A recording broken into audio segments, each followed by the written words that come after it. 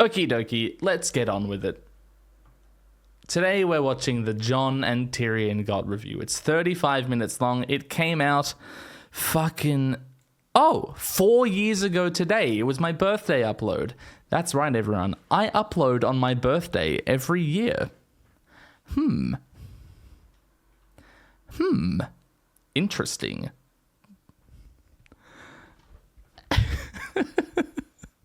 Don't get too excited. It's got 202,000 views, which is honestly more than I expected. Let's fucking go. GOT review. This is part 2. Part 1 is elsewhere. Why did I sound so defeated when I said that? Hello, and welcome to the alternate... Hello. Jeez. I still really didn't know what I was doing back then. GOT review is low-key your favorite series. It's high-key mine. Prior to this video, hype train, whatever the fuck that means. I recorded all my videos under a blanket lying on my bed to like get rid of as much background noise as possible. That was the only thing I could do. And then when I moved to this new place, I didn't have that. There was no bed to lie on near my computer to do that. Like, I would have to drape a sheet over myself standing up at the microphone. That was the nature of my new setup. And so I didn't do that. So I just dealt with it. I had a better microphone by this point, though. So it sort of cancelled out and I didn't worry about it too much. So I don't know. Maybe I just wasn't as used to vocally performing, in speech. It is something you have to get used to. Did I put blemishes on Ewan's forehead? No, they're there. I just, what did I do to this? It looks like I bumped the exposure up way too high. I just fucked with the color scope. And, yeah, these were already there. This is just exaggerated. We're singing Short People. Universe where Glider still makes videos. That's right. This was 7 months after the season 8 finale video. I didn't know what to do. I was freaking out, man, and I was really busy. And so my birthday, January 29th, I was a school teacher at this time, and the end of January is the end of the school holidays. School goes back at the end of January. So the weeks before that were when I was most available because I was really busy at my job doing teaching. So I think that's what allowed me to make this video. Maybe? I don't know, actually. That sounds true. Now, you may be thinking that people in this community would be well accustomed to creators not making anything for... The audio mixing. I still hadn't figured that out yet. I still hadn't compensated for my horrible, horrible tinnitus. Meddling with everything I heard. So yeah, bear with me. Inexplicably lengthy periods of time, but still I get comments every day telling me to make stuff, so here we are. Today, look at all those. Look at... You all promised us. Today we'll be continuing with the GOT review series, Oh, man. People have been complaining about how long it takes me to make stuff for half a decade. Through season 1. Did I rant to my students about Game of Thrones? No. Do teachers have to buy their own supplies in Australia? I wasn't employed by the state or any school board. I was a subcontractor who worked as an instrumental tutor. So the rules for actual teachers did not apply to me, and I did buy everything I used except for the stuff that my boss provided, the instruments themselves. Sounds exploitative, you betcha. Character by character until we've talked about fucking everything. So I'd like how I used this scene to demonstrate that we'd be talking about literally everything. So without any further stalling for watch time, Short people got no reason. Short people got no reason. Short people got 9 months. Was I mistaken? I had to learn how to play the piano. Glidus is learning how to play the piano is a running joke. Yeah, it's midnight. As is strangely the case with most of our These days, I definitely would have switched to a version of the song without vocals when I started talking. How it feels to chew 6 gum. You're so clever. characters, we meet Tyrion in an extra scene, wetting his beak at a whorehouse after having arrived at Winterfell with the king's party. Speak up, mate. Tyrion Lannister is supposed to be the ugliest cunt in the world. Oh, you're so edgy calling everyone that word. Meep, meep. However, this is show business, and you don't cast the troll who lives at the I did Bill Bailey so bad here. underpass to play a major character in your epic fantasy series. You cast I actually think he's got stuff going on, you know. someone marketable, someone likable, relatable, appealing. You cast the Dink. Now, Peter Dinklage isn't just handsome for a dwarf. He's a fucking stud who happens to also be a dwarf. So some of the repugnance and resentment behind the character doesn't translate as well to the screen. Did you hear that? Listen to the music. So some of the repugnance and resentment behind the character doesn't translate as well.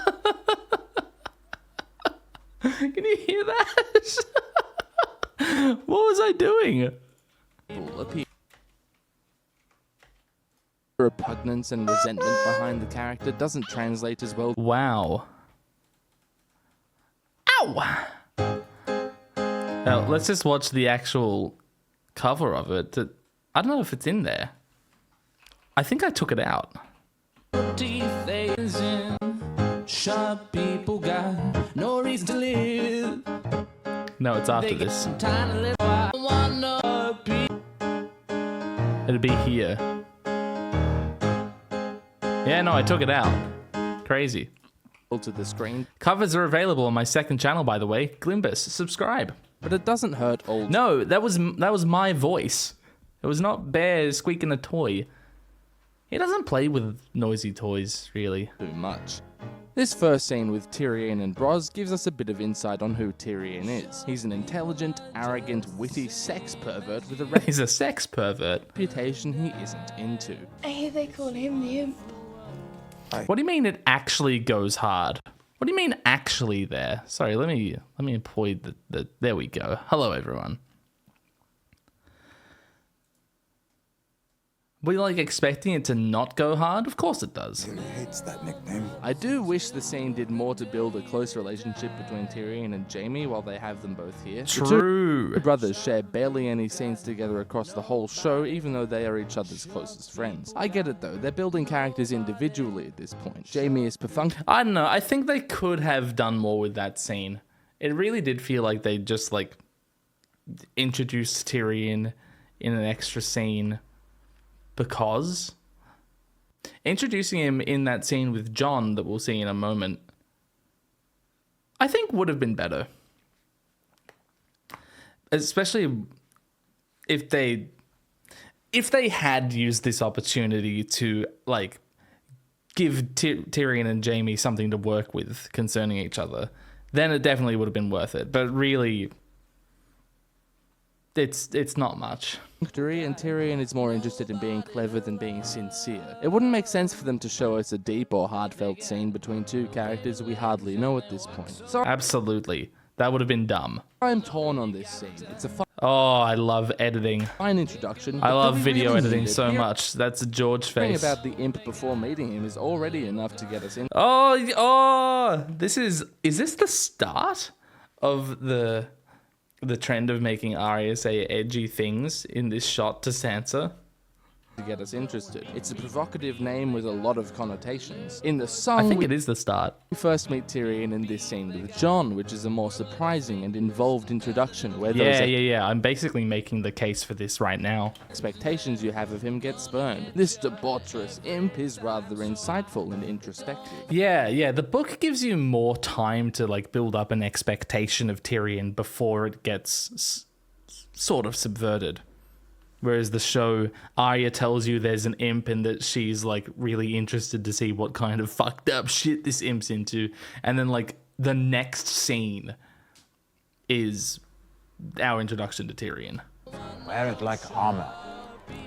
It can never be used to hurt you. Much like how Ned's introduction demonstrates the inner conflicts of family. Yeah. And, like, because this introduction to Tyrion, George's introduction to Tyrion, is so fucking good, it sort of gets deflated by the show having an earlier scene. Versus authority and honor versus pragmatism that drive his story, this introduction to Tyrion touches on his central struggles for several seasons: identity, self-worth, and daddy issues. So the scene in the So whorehouse true. isn't a bad one, but it doesn't work as well as an introduction. The scene where a hungover Tyrion has a funny little hunting equals sex joke with Spot is enough to Haha. reinforce this lecherous side. Oh, it's the killers. So this is a good scene that doesn't accomplish much and kinda undermines a better scene later on. Wow, I agree, me. Side. They just wanted more boobies? Correct. This is a lesser known Killers song called...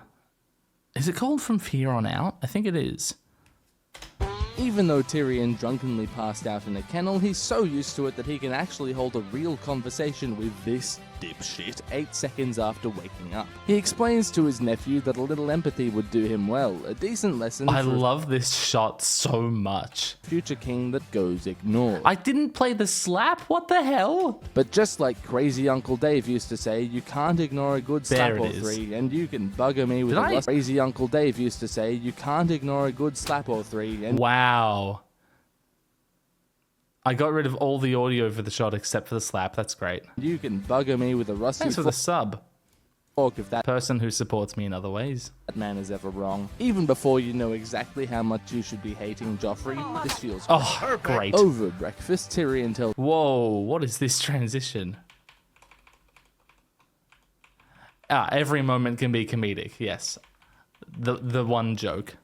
Me so hungry, me need eat. Over breakfast, Tyrion tells his family that Bran will live. He catches I think this is a Lamino video we're watching. some suspicious looks between Jaime and Cersei, showing us that he's real fucking perceptive. Some people wonder how early on Tyrion knew about the twincest. I would say that he's known for ages. Oh, I'm not moving the text around yet. Damn. And for ages. This scene provides That's so early mean on to Tyrion knew Barristan. about the twincest. I would say that he's known for ages. This scene provides It's also pretty dang obvious from Tyrion 1 that Tyrion knows what's up. It's Yeah. evidence that he's known at least since before the events of the first episode. That he hasn't spilt the beans tells us These days, I would say it's almost certain that Tyrion has known since he was a child. early on and quite strongly that he values family more than authority. He cares more about keeping his family, or just Jaime, safe than upholding law or honoring Robert. Right, yeah. So, in the introductions to these GOT review videos, I was obsessed with hammering home the thematic point of a character's story. And I really like that structure. Tyrion's going to see the wall, so in spite of The wall. Haven't done that in a while, hey. his cynicism, he still has great respect for the wondrous things in the world. En route to the wall, Tyrion gives Jon Snow some truths about the Night's Watch. This scene also touches on identity, self-worth, and daddy issues. And the mind needs books like a sword needs... Great big tits you could bury your face in. Really awkward edit there where I like have to get Tyrion talking more for the where does it show up? There. You can just see where his face detaches from the rest of his head here. It's so weird. Sword needs... Great big tits you could bury your face in. And that's just because like the line goes longer. Would I slow-mo that these days? I don't know. Starting to see some fucking themes here. Thought those were for 8th graders. Oh boy, it's time to throw shade on Dave and Dan. Well, Danny kind of forgot about the Iron Fleet. It's about family, and that's what's so powerful about it. Oh, I love that. Kind of forgot about the Iron Fleet. It's about family, You hear Carrie Fisher in the back there. and that's what's so powerful about it. So brave. Jon Snow has it out for Damn. Tyrion, I was not happy. wearing his father's distrust for Lannisters, but Tyrion is actually pretty understanding. He can put himself in another person's shoes, even if they're way too big for him, Of course I went for the cheap dwarf joke. We're strapped for funds here. and understand why they think the way they do. When Jon Snow's all frosty with his shields up, Tyrion offers him some wine, an olive branch, grapevine, whatever. When the squad arrives at the wall, Tyrion Oh wow. is just stunned. This strikes me as like a fucking game Grapevine, theory whatever. joke. When the squad arrives at the wall, Like, oh, I said the wall. I know.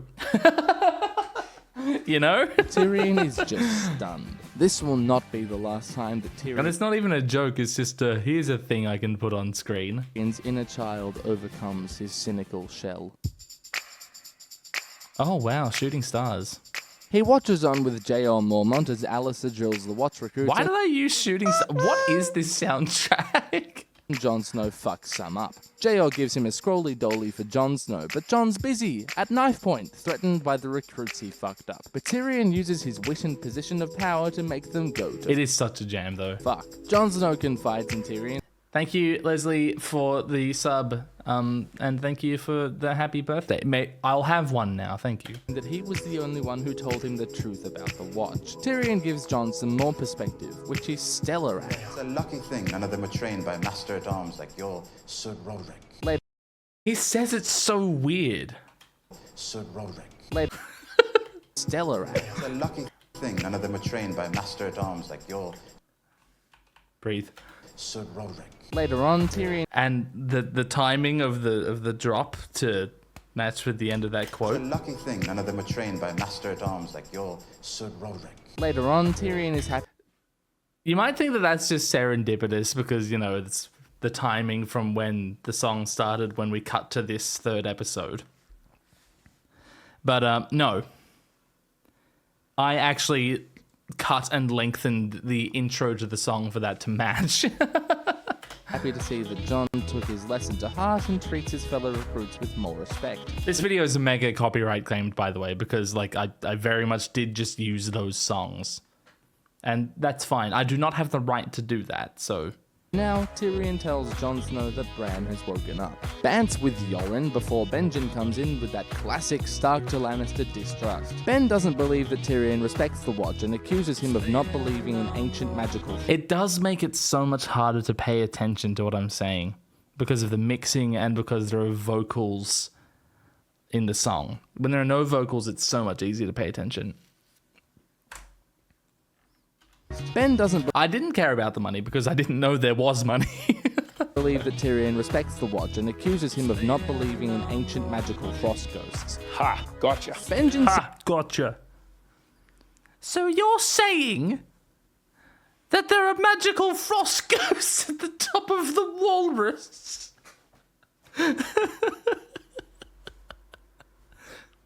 No, you have to pay more attention to what I'm saying because I'm very precise with my wording. Does any of this make sense in 2024? and accuses him of not believing in ancient magical frost ghosts. Ha! Gotcha. Gotcha. Benjen seems to have resentment towards those who don't value the protection he feels the Watch grants them. So plump little lords like you can It's an awesome Peterson impression. I know. Thanks for the sub. enjoy peace and comfort. And they never saw him again. That's Bulma in which episode is it? Oh, it's the one where Zarbon transforms of Dragon Ball Z Abridged. Kill it with fire. Tyrion decides that he and Yoren will travel the King's Road together. In doing this Q&A, someone asked me about my interest in Dragon Ball Z Abridged and like how much it's influenced me, and my answer was like, you can see how much it's influenced me because I'm pretty sure every video I've made has at least one Dragon Ball Z a reference in it. And I'm not sure if that's true. It sounds very true though. He values company, and he values a laugh. JR and Maester Aemon get like It is sort of like foreshadowing for his involvement with Bronn, isn't it? really real about the whole Really real. White Walker thing. Tyrion's a cynic. 17, gotcha. That sounds right. Do I prefer Dragon Ball Z Abridged or Yu-Gi-Oh! Abridged? They're both great. I prefer Dragon Ball Z Abridged, mostly because I care more about Dragon Ball. And I think Little Karibo he makes a lot more light of Yu-Gi-Oh than Kaiser Neko does of Dragon Ball. And I don't mean like they shit on Dragon Ball a lot. They make a lot of fun of Dragon Ball in Dragon Ball Abridged. But Kaiser Neko really cared about telling a version of that story. Little Karibo, it seems to me, this might be true in the past and no longer is true, but it seemed to me that he was more interested in just doing a fun series. And I think that's the second reason why I prefer Dragon Ball Z Abridged over Yu-Gi-Oh! Abridged. I could talk about these things for ages. Kaiser Neko, he's one of my favorites, for sure. I wouldn't say he's an idol. He's an influence, for sure. He once replied to me on Twitter over something like pretty irrelevant. And he has no idea who I am, obviously. I assume no one has any idea who I am. But it just felt nice to interact with someone whose work has been making my life better for Jesus. Yeah, probably over 15 years.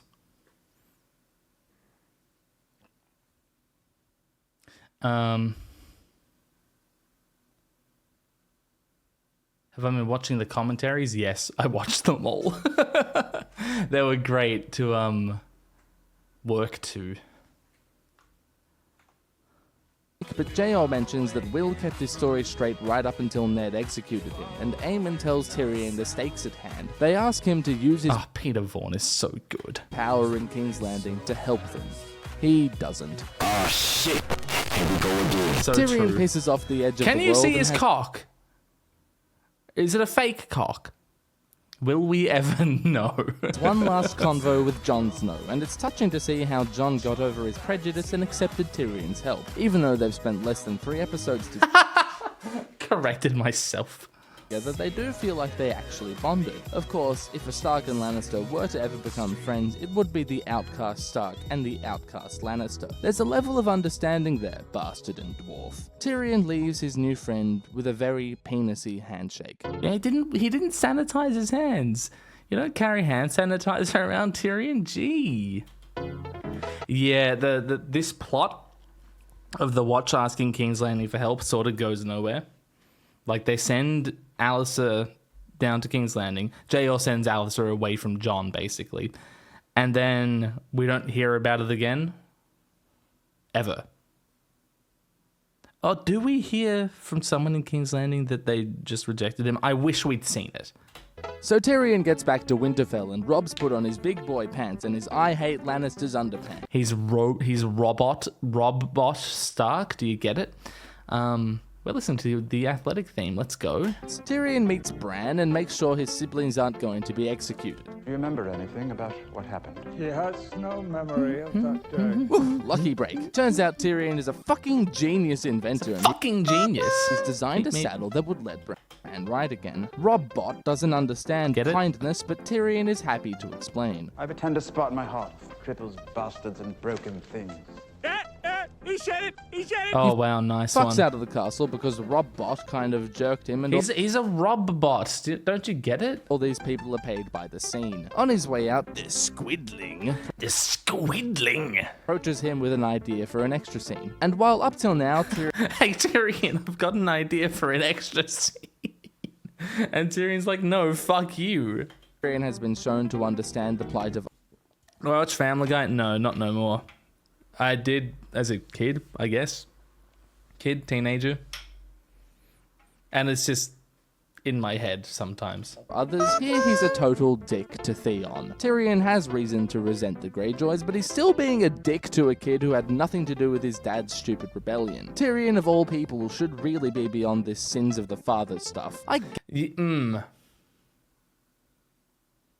A character being a hypocrite. Oh no. get that we have to exposit about Theon and his family because they become important next season, but this just feels pointlessly mean and makes our funny dwarf friend look like a cunto magunto. He's a cunto magunto. Later, Tyrion walks into everyone's favorite inn. Damn. We meet That's pretty good. favorite inn. Yeah, and then in season 6, I can't wait to talk about this scene in season 6, episode 9, where Tyrion tries to convince Theon that he was a dick to him in Winterfell. Like, what were they smoking? We meet Bronn. For all the Cheers fans in the audience. A show that stopped airing, what is it, 1989? Real quick, and Tyrion spots a cat. He says, "Hey, sorry I didn't catch you at home," and then she says, The sitcom hubbub underneath this scene. I completely forgot I did that. Call upon you to seize him and help me return him to What the Winterfell fuck? to await the king's justice. Why the fuck was I playing that underneath this? When is that video with said scene coming out? When it's done. God. "Didn't catch you at home," and then she says, I call upon you to seize him and help me return him to Winterfell to await the king's justice. Whoa, little quick to the trigger there, Ace. "Don't you hate it when you I did not have to mask Berta that badly and then put him on screen. I could have just played the clip. That's Kaizen Echo, isn't it? say hi and people just respond with an order to imprison you? Jeepers, how's Tyrion gonna get out of this one?" Tyrion, That's the monk theme. Let's go. smart cookie, and he figures out that he's being taken to Lysa at the Eyrie. He has a short and jocular Oh my god.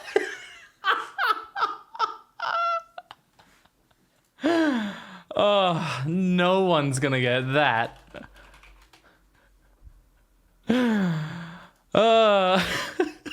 That one's just for me. I mostly use Premiere. I definitely could have used Rotobro.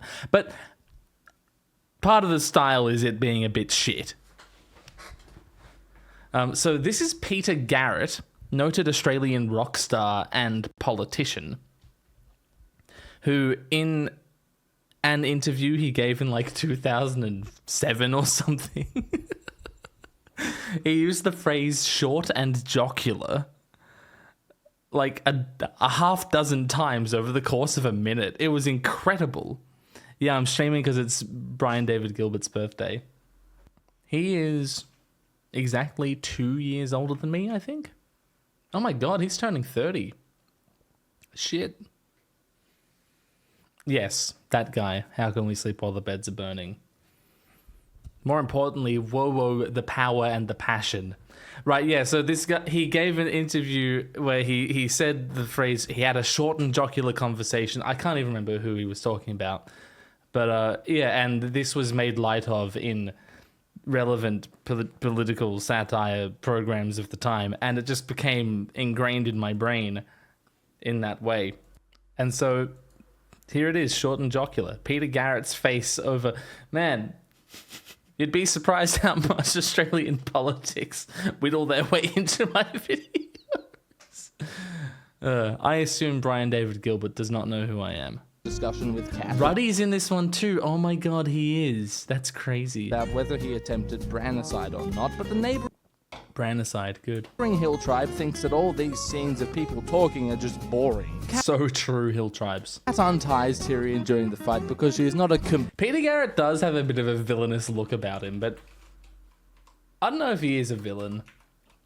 Some people would characterize him as a villain. Oh, he really does look like a villain in this photo. That's incredible. Look at that. Oh, wow. He is going to...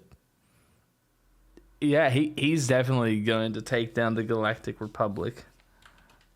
complete idiot, and Tyrion uses a shield to brutally kill a guy who was about to brutally kill Kat. Tyrion has a post-death scare sex joke at Bronn, who is now your favorite character. I am hilarious and you will quote everything I say. After the party is admitted to the Eyrie by... I reused that in no, not the same one.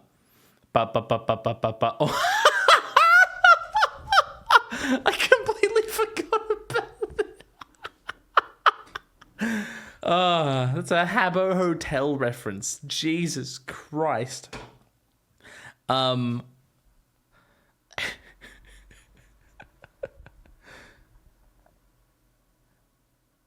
was that? What was that? Oh yeah. I'm hilarious and you'll quote everything I say. What's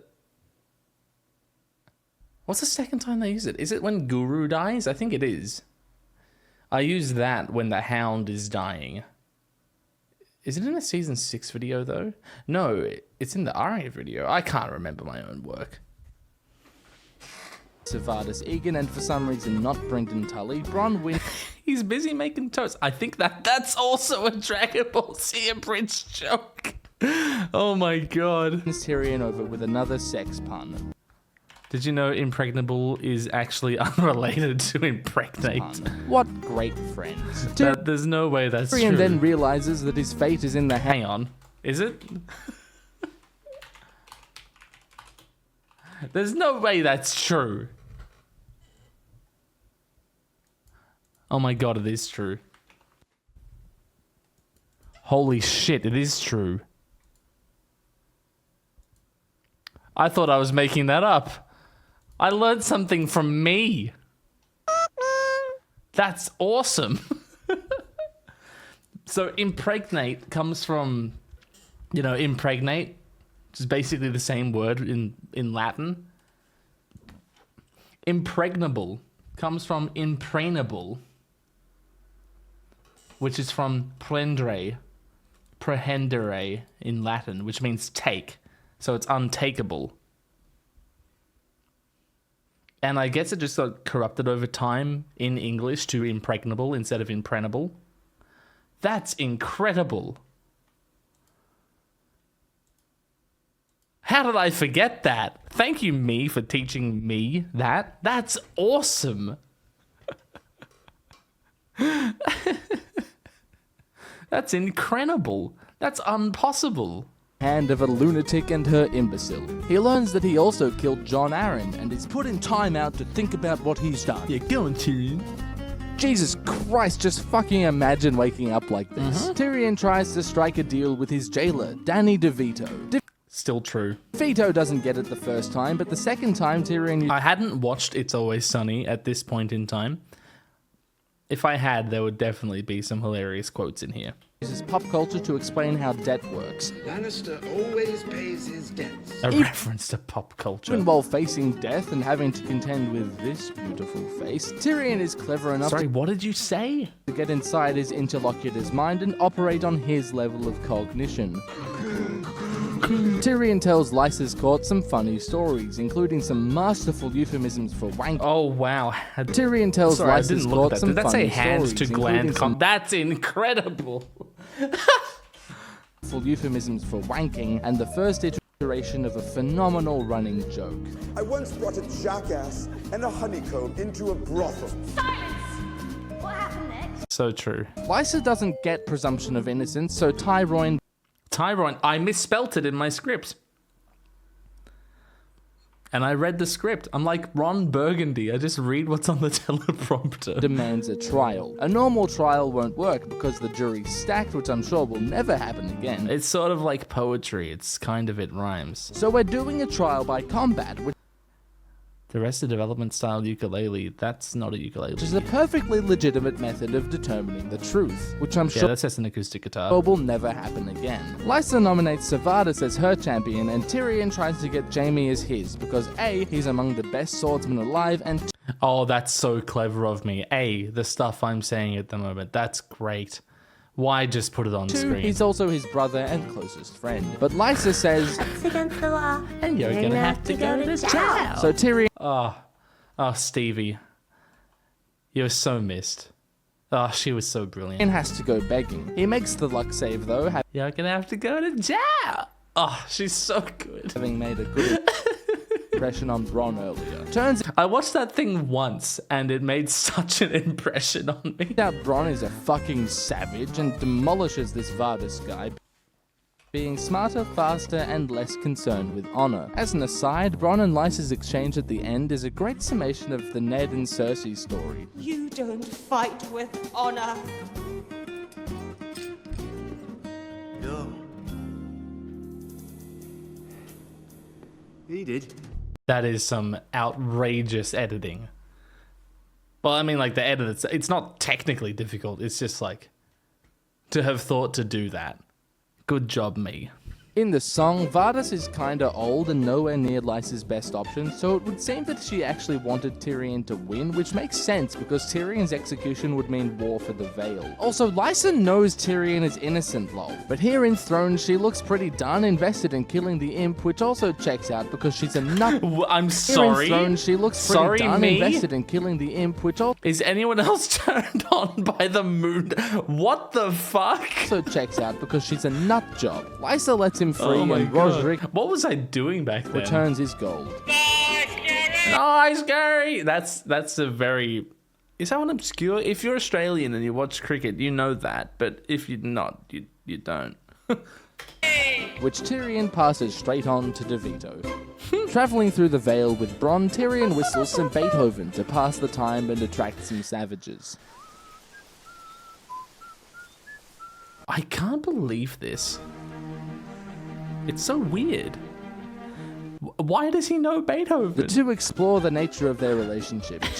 Why does he know Beethoven? Tons of money for company and protection, basically, before the clansmen are upon them. Song Tyrion draws the clansmen out on purpose, but here he's taken aback that they found him. He's quick though. And does his best to win them over. This male model isn't as thick as Danny DeVito and understands how keeping Tyrion alive would benefit him. Tyrion frames himself as an ally against their common enemy in House Aaron, promising to give the Hill tribes power over the Vale, which, yeah, we'll see how that pans out.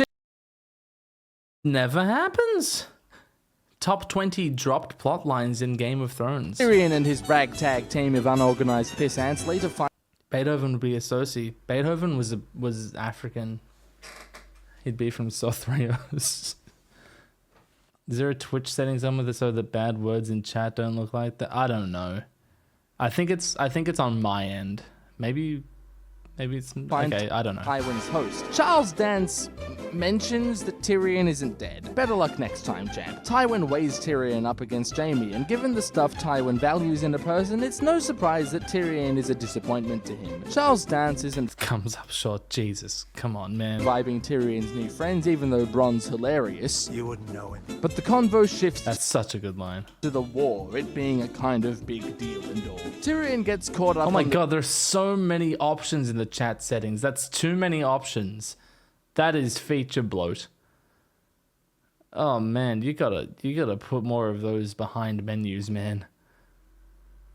That's crazy. The sitch before he explains the deal he made with the clansmen. Oh, it's because I was in mod settings. That makes sense. An armor now, Vale maybe later. They're interrupted with news that Robb has crossed the neck. Tywin flatters the clansmen. I would still do that. And enlists them. They accept on the condition that Tyrion must fight with them until they get their steel. Tywin reckons Tyrion made this bed so he can sleep in it. This is it? Oh god, I've forgotten. Is there a... Damn it, there's no...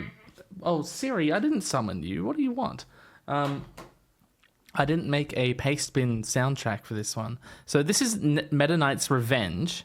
And I can't remember if it's 8-Bit Big Band or someone else. Oh, I'm annoyed. I can't remember who it is. Damn. I'm sure I'll find... Actually, I can find it right now. Let's have a look. It's not there. What if I search like that? Super Soul Bros. It's Super Soul Bros. I found it. It's this.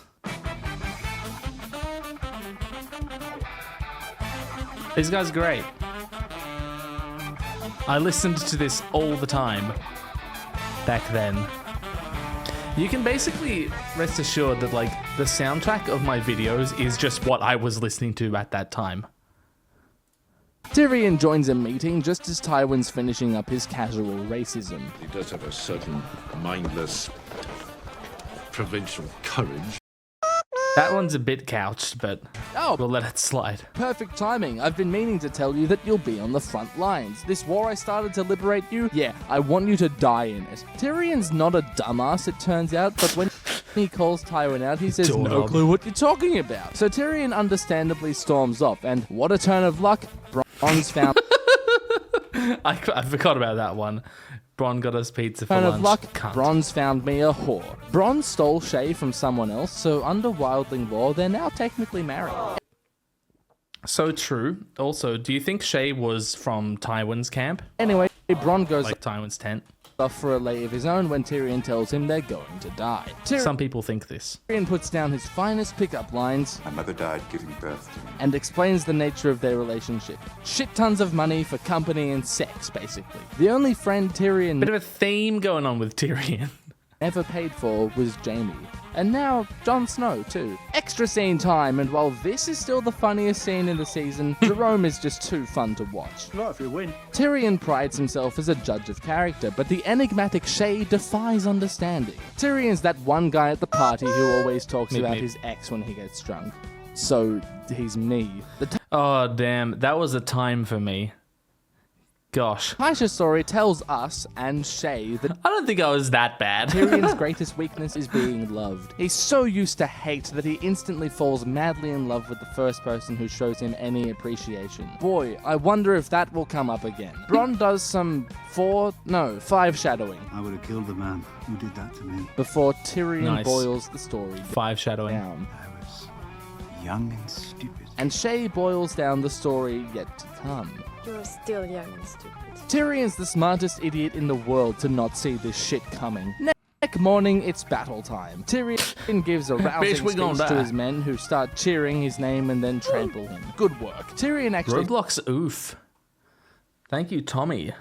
fights at the What a fucky lucky bucky he's to not get a trot on the head. Green Fork in the song, but battle scenes are expensive, I guess, and they Why wanted are to the portray Simpsons Tyrion as green? completely out of his depth at the Blackwater, which wouldn't have worked if he had fought here, even though there's this battle earlier on. Anyway, I'm pretty sure this is a Gladiator reference. Especially when you fuck with the color. And here's your Wilhelm scream too. Wow. Did they do that anywhere else, or is it just here? It is sort of an emblem and reference, yeah. I think this is a Gladiator reference. Wait, I'm pretty sure this is a Gladiator reference, and here's your Wilhelm scream too. Wow. And I think he did it, A, for artistic reasons, and 2, more importantly, for copyright reasons. Sorry, I was holding down the L key, which skips forward 10 seconds at a time, so I don't know where we are. Cheering his name and then... Oh, we are. Oh, lucky. Before that. Wow. Wait, too. Yeah. Wow, cool. I can't believe we Got won there. this battle. So lucky. Wow. Wait, what do you mean that this wasn't the battle? Ah, fuck. Oh, yes.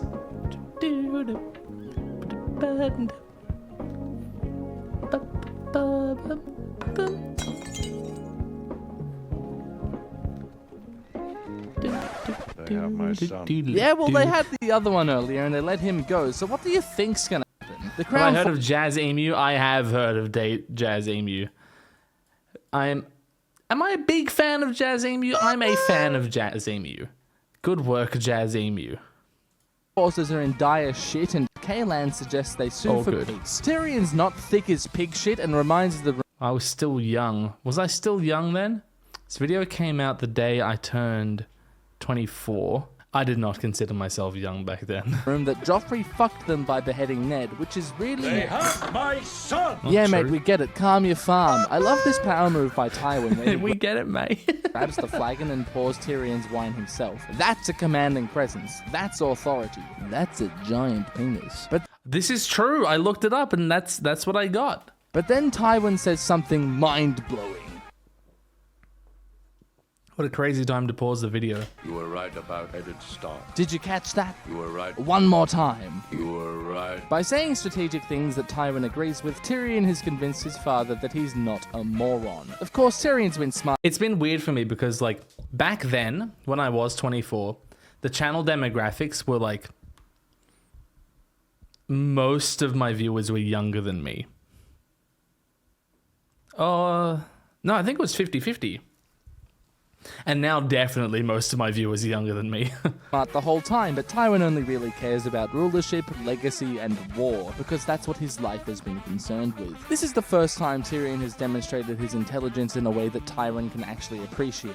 Then Tyrion is named Acting Hand of the King. Whoa, 0 to 60, weren't you trying to kill me last episode? But Tywin says, One more thing! king. Oh, damn, Jackie Chan Adventures shout out. Let's go. Being no girls allowed. Tyrion tells his new missus the bad news, but then says, wait, fuck that, I'm not listening to that old geezer. Now this might just be me. It definitely isn't just me. But I think that Tyrion and Shay's story works best as an echo of the Tysha story. A girl The Tysha story from Tyrion's perspective at this point. He fully believes that she was a loveless whore.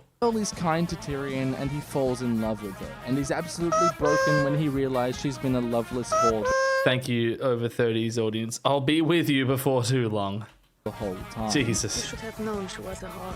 Shay in Thrones lacks the initial kindness that would convince me that Tyrion could fall blindly in love with her. There's an awkward audio edit there. Thrones lacks the initial kindness that would convince me that Tyrion could fall blindly You in hear that? Good work. love with her. Like, she's pretty calloused and cold towards him at all times. And don't talk about my mother and father ever. Or I will carve your eyes from your head. It still works if it's the sex that gets Tyrion hooked, but that isn't as good a story as someone exploiting his weakness for being loved. I don't know, I've never seen a solid consensus on Shay, so fuck it. We'll talk more about it in season 4, I think. Oh, I wonder if I'll make that deadline. I don't know. I'm still not sure about Shay. And I think that's a consequence of the showrunners also not being sure about Shay. It felt like they never really had a handle on the character. Overall, in season 1, Tyrion uses his flippant, cynical, space pants, sarcastic personality as a shield for his fragile, unloved soul. He's wear it like armor, he says. Presented in stark contrast to the rest of his family. Oh, did you get that? I said stark, so I showed Jon Snow, and then I said contrast, so I really increased the contrast.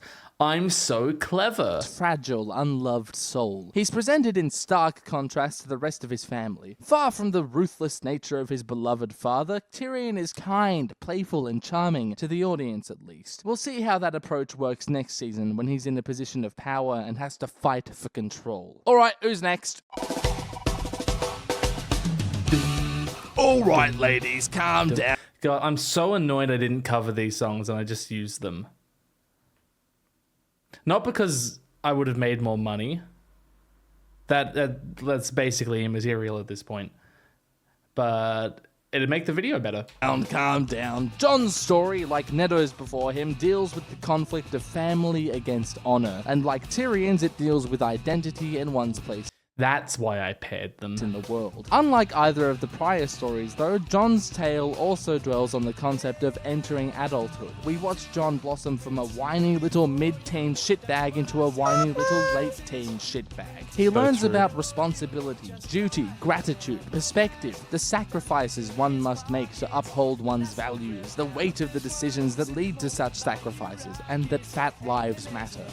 God damn. The South Park, my gosh. Oh, there's a little edit there when I say Sam's life matters. Good for me. Lives matter. From episode 1, we understand that Jon Snow is something of an outcast. Like not literally, because he's chilling in the front. I love this scene so much. It's so dumb. Like in the Stark family, kinda, and like Kit Harington is literally in the cast. So I guess we'll let the lexicographers deal with that one. But you know what I mean. The first substantial thing he does is net his siblings some puppies by counting himself out of the Stark family. What about you? I'm not a Stark. Oh, now I see. But he gets Now I get it. one anyway because there was a spare. An unwanted, weird, different, kind of special one. Run to the litter. That one's yours, Snow. Now I get it. Oh, I forgot I did that. So Jon is instantly I really like this. True, I still like it. established as being distinct from the other Stark. This was back when I did not care that the YouTube play bar like obscured part of the screen. These days I would never do that. Most other features of YouTube I ignore. Like, I know that a lot of text I put on screen is obscured by shit on mobile, especially if you're trying to pause it to read it. I don't care. I don't care. From the other Starks in some way. What was that? What did I say here? in some way. Ah, there's a frame tear here. You see his little lips don't move with the rest of his face. Very good. Jon interacts amicably with his half-siblings in the first 2 episodes, except for Sansa. Like, they're not shit to each other, it's just that they hardly ever occupy the same space, which makes total sense given how different their personalities and interests are, in contrast to Jon's relationship with Arya, which George thankfully decided not to touch with his incest stick. Not true. Not true. Not true. For now. Oh, I forgot I'd have to deal with this today. First of all, just before we get into that, the incest stick. Yeah, Jon and Sansa don't share like any fucking screen time together. They don't share a line with each other. But then comes season 6, we're supposed to believe that Sansa and Jon had this really terrible antagonistic relationship between them, like, or at least Sansa thinks that they did. And Jon's like, don't worry about it. It's just so weird. Like, why not have displayed that at all? And like, I know that that's 5 years down the line, and they might have realized that they needed to do that only later on. But like, you still have the time to have people talk about things, have them ruminate on their pasts. Like, Sansa shares scenes with just Brienne in season 6. How come, if they wanted to portray this Sansa was mean to Jon when they were kids narrative, so that it has like a satisfying conclusion when they like co-rule Winterfell at the end of season 6, which isn't really what happens, but whatever. Like, why didn't they have Sansa say like, I don't know, like how far Jon's trust of me is going to go because I was such a horrible like half-sister to him, or something like that. They'd just say things and they'll become true. Click in the top right for me reading a I got rid of that video. Yeah, I did. I've got a text message at 1:27 in the morning. Oh, it's spam. Thanks, spam. Smut fit. Severe caution, it is not safe for life. Why is this the most replayed section? Oh, guys, no. Don't watch that. Robb and Jon are pretty much best friends. I don't think there's a way for you to get that link anymore now, which is good. That's fine. Jon helps Bran with his archery and is shattered when he's comatose. This is the subdivisions video, yes. And Rickon doesn't count. Ned clearly loves Jon and treats him hardly any different to how he treats Robb, but it all falls apart. That's an After Effects edit.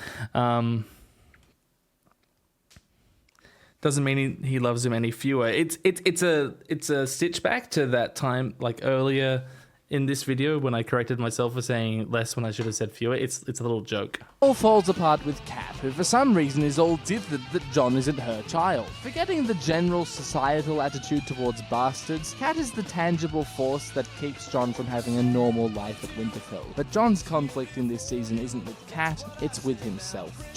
No way, bro. Starts out with a good deal of resentment to his own bastardy. Impo tries to help him get over himself, but that doesn't take for quite a while. Jono kind of idolizes Uncle Ben as he views service to the Watch as both honorable and a part of the Stark legacy. This, coupled with the perceived harshness he endures at Winterfell, pushes Jon to join the Watch.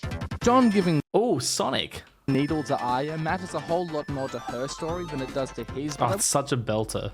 I love this one. We'll say that Jon is far more willing to encourage Arya's identity than his own. You could say that Jon sees in Arya an opportunity to forge the person he thinks he could have been were it not for his bastardy, but the evidence for this notion in Thrones is lacking. In the song, Arya and Jon think of each other more than any of the Stark siblings think about one another, but as we've lost the inner monologue... Oh yeah, I forgot to talk about this scene. Whoops. We'll talk about it when I get to Jaime. Yep. In Thrones. Yeah, it never comes up again. Even though Jon and Jaime do meet each other again. We aren't bombarded with their connection anywhere near as much. For now, they share a cute parting moment. Aww. They won't see each other until their underwhelming reunion in Season 8. Jon visits Coma Bran and has Not some pictured tea anything worth watching. Cold. Until their underwhelming Ice cold reunion combo. in Season 8. Jon visits Coma Bran and has some potentially final words to him. Kat is pretty pretty livid seeing John act so brotherly with his brother and tells him to go to fuck. Kat's a total... What did I do here? What is John this? visits Coma Bran and has some potentially final words to him. Kat is pretty livid. Like, if I wanted to recreate this, could I? I don't... So, obviously, the motion's easy to recreate, but... you just fuck with some color settings and you get something completely fucking whack. It's easy. Seeing John act so brotherly with his brother and tells him to go to fuck. Kat's a total go to fuck bitch to John, but you have to keep in mind that in her head, John is a personified reminder of Ned's supposed infidelity. That's not John's fault, but we can afford Kat some benefit, as humans are emotional beings, I've been told, and mothers are supposedly more so. Her hatred for John is... Especially concerning their own children. And let's be real, Kat is right about her fear that John being around and John's children, if he ever has any, which why would you not expect him to have children unless he goes to the Night's Watch? The fear of them usurping her children is completely rational. She's right to fear that. Is natural, just like how mother gorillas sometimes kill the children of other rival females. I don't know if that's true, but it sounds true, and in the end, isn't that all that matters? Those are male gorillas. Obviously. Look at those huge asses. Oh my god. Look at this stance. Their arms are massive. Holy crap. Gorillas are wild. After love them. A heartfelt goodbye with his best bro, John asks Ned about his mother just as they're leaving. It's interesting to think that John knows just as much about his parents at this point as he does at the end of That's one of my best exchanges. It's interesting to think that Ned was going to ask John if Rob was gay. That John knows just as much about his parents at this point as he does at the end of season 7. It's even more interesting to think about why John cares about his mother at all. His whole identity at this point is shaped around bastardy and his resentment towards it. He lets it define him, but simultaneously hates that it defines him. It's vicious, and of course it'll lead someone to become a mopey fuckstick. Knowing anything about his mother would at least give him some This is just good analysis. Wow. Understanding of the circumstances that led to his plight. This is actually an extra scene. In the song, John never asks Ned about his... What are you I can't hear you back there! ...mother, but there is some internal contemplation. Mentioning it out loud now gets viewers to think about it as a long-term plot. It's like a J.J. Abrams mystery box, except it actually has an answer, you fucking...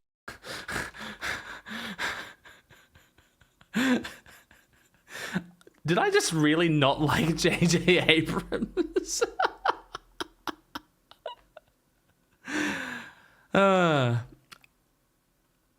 I don't think I like him.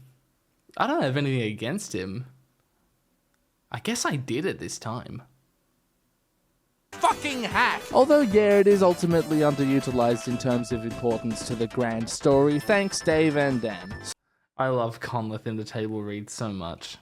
He's so real for this. Dave and Dan. So John meets his new family, and he's not so impressed. His idealized perception of the Watch in the noble Benjen is shattered by this scum person who I think is called Rast. Tyrion tells him that Rast? Rapists would more readily choose to be castrated than to go to the place John volunteered his life for. So yeah, John is extremely defensive around Tyrion at first, but the imp earns his trust and friendship over the course of Lord Snow. Aww. Aww. That's right, he had just died, hadn't he? Neil Peart. Yeah, January 7th of 2020. Wow.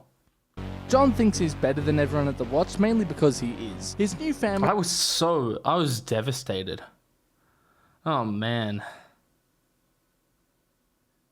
I think that's why I put... Subdivisions works for John here, but I think that's... I just had to put a Rush thing in here. He isn't so thrilled about him either, but Tyrion comes to the rescue. Totally mad that Pip and Gren become It's such a fucking good song. Such an incredible album. Oh my god. That's why I want to cover it. It's just because I really like it and I want to do it.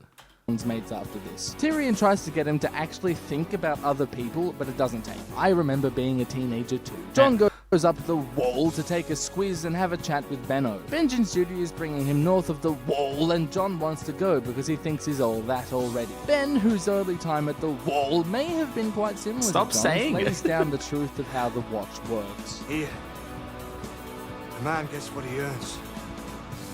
When he earns it. Is that why so many of the Lord Commanders have last names? Sick Uncle Oh my god. Ben. This episode is the story of Jon realizing how entitled he is, and this line is the sinker. As much as the Tyrion and the Benjen can't get along, they're both great teachers to Jon. Learn some perspective and learn some gratitude. And Jesus Christ, if anyone in my life ever tells me, We'll speak when I return. I'm just gonna start planning their funeral there and then. So true. Has anyone ever told me that? No. No, that hasn't happened to me yet. Later, when Jon bests Gren, instead of being a cunt, he actually helps him to get better. Crazy. When he supervises Tyrion's piss, he says he's going to miss the... I love that phrasing so much. He supervises Tyrion's piss. little scamp, acknowledging that Tyrion isn't a douche and showing us that he has grown beyond his father's prejudice against Lannisters. Tyrion gives one... We'll speak when I return. Alright. Anyone know any funeral operators? You were a genius? You compared Trump to Hitler? That's incredible. No, I never thought of that. Last ounce of perspective concerning Bran. It's better to be a rich cripple.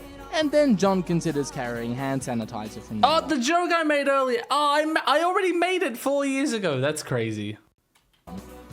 Having graduated from being an entitled, prejudiced...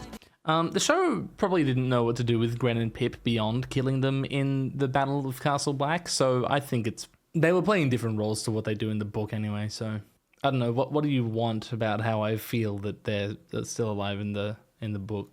Dipshit, Jon is now tested on his new skills of... Go back, you will die soon. ...empathy when he is presented with Sam. After No, there's no Donald Noy. Witnessing some cruel and unusual... This isn't even punishment. Jon stands up to the gigantic guy. Damn the consequences, this is unjust. Alyssa has Jon fend off Rast, Pip and Gren, and fuck me, Jon's good at this. Wow. True. Sam thanks him. True, but when Ramsay's like best swordsman that ever lived, that's still bullshit. But now it's Jon's turn to lay down some truth. It couldn't get any easier, you know. He now knows that it's not his place to look down on others, but to raise them up to him. Giving Jon this test after learning... Subdivisions just suits the watch so well. His lesson in the last episode is so fucking clever. Jon doesn't necessarily judge Sam, but he does challenge him. What are you doing here, Sam? By asking questions instead of instantly judging Sam as fat, pathetic, weak, useless, and fat, Jon allows... Oh, that's sort of like a running joke at this point. Because I called Pycelle old, smelly, useless, and old in the previous video. Allows himself to hear Sam's perspective. He's fucking growing as a person, which is lit. By learning... What a stupid edit. Fucking growing as a person, which is lit. That's so dumb. Learning Sam's story, Jon starts to understand him. Another unlikely friend.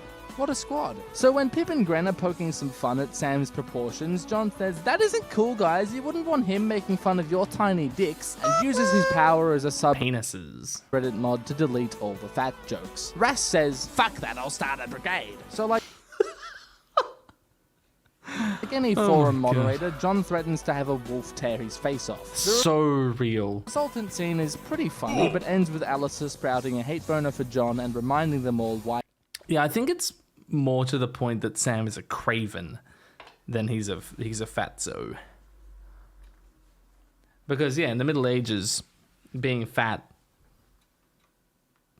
good for you. He's been so harsh so far. Most people hate Alyssa Thorne and also... Big gym teacher energy. True in this season. I get so annoyed when people call him Alistair. You have no idea. Yeah, they make fun of Brienne for being a virgin in season 8, which also makes no sense. And also... That's why I called him Mr. Alistair in season 6 when he like abandons his characterization. Because he's someone completely different at that point. What's his name? But I love the guy. Now isn't the best... I do love Alistair Thorne. I think he's a great character. We'll talk in season 6. God damn. Look at that. look at... What were they doing? What are they thinking? Going from... Well, it's winter, it's gotta be blue. We'll talk in season 6. The entitled edgelord and the fat neckbeard have an idle chat about women. Even though John's a hunk, it turns out they're both virgins. If I'm a virgin, how come I know what a girl's bottom looks like? From looking in the mirror. John Virgin. That's for the 12 people who have watched The Young Ones. Gives an extremely convincing performance as an awkward nerd who's never even talked to a girl. He doesn't even have the balls to say tits. Anyway, the point of this scene is that John doesn't want to risk giving a child the taint of varsity because of his own experience as one. This is taken from much later in the song when John is with Ygritte. It fits a lot better there and feels a lot more significant given their relationship, but here it works alright as a bonding scene between two new mates. Can't tell you. Yeah, so that's sort of a theme with my analysis of these two characters in season 1, is that the showrunners like sort of transplant things from later in the show to now as a means of building relationships at this point, because, you know, we don't have the internal monologue and the narration to do that for us. So they have to do something. But like in like making it a stronger foundation for the characters, it then devalues those later moments. Yeah, how many great friends I've made by telling Interesting trade-off. them about all the sex I haven't had. Before writing this review, I actually didn't realize that John... Oh, hang on. Did I skip a scene?